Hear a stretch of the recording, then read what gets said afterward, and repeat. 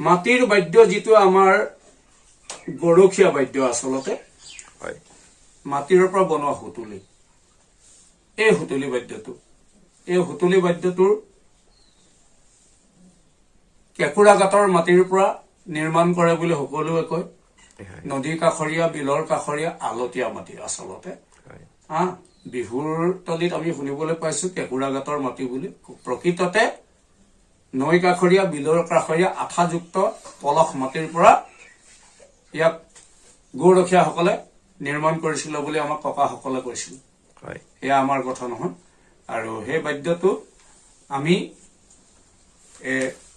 লোকবাদ্য হিচাপে আমাৰ প্ৰচলিত হৈ আছে এই বাদ্যটো আচলতে গৌৰখীয়াসকলেহে বজোৱা বাদ্য সেইকাৰণে ইয়াত কি কৰে সুৰ এটা বেলেগ ধৰণৰ আছে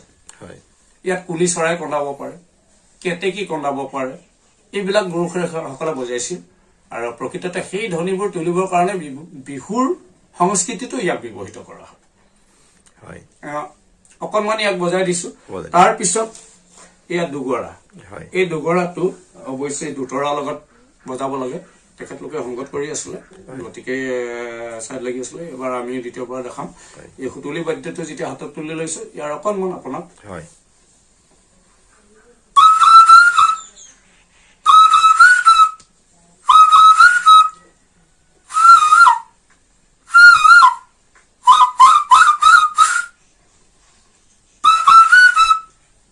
এইবিলাক বৰ ধ্বনি